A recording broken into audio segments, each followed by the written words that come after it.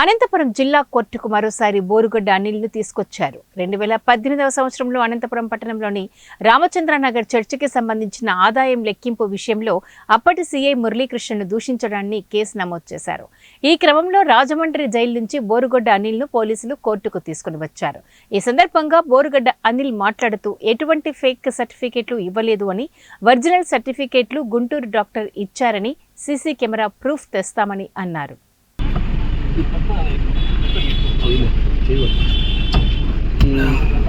ఏమైంది? ఏం లేబ్బా, 30 కేజీలు తగ్గిపోయినా వెయిట్. మేము ఎటువంటి దొంగ సర్టిఫికేట్లు పెట్టలేదు. రాఘవ శర్మ గారే సర్టిఫికేట్ ఇచ్చినారు గుంటూరులో. ఖచ్చితంగా కోర్టు ప్రూవ్ చేస్తాము. సీసీ కెమెరా ఫోటోస్ తీస్తాము. అవసరమైతే గూగుల్ టేక్అవుట్స్ కూడా తీస్తాము. రాఘవ శర్మ గారు మంచి చెప్తారు. ప్రపంచ ప్రఖ్యాతిగాంచిన డాక్టర్ విజయ గారు, రాఘవ శర్మ గారు ఖచ్చితంగా సర్టిఫికేట్ అనే ఇచ్చారు.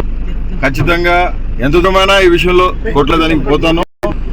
ఎందుకంటే నేను లా అబైడెడ్ పర్సన్ ని. న్యాయస్థానాల మీద నమ్మకం ఉంది. న్యాయస్థానాల అపారచితమైన నమ్మకం ఉంది. న్యాయమూర్తుల మీద కూడా నమ్మకం ఉంది.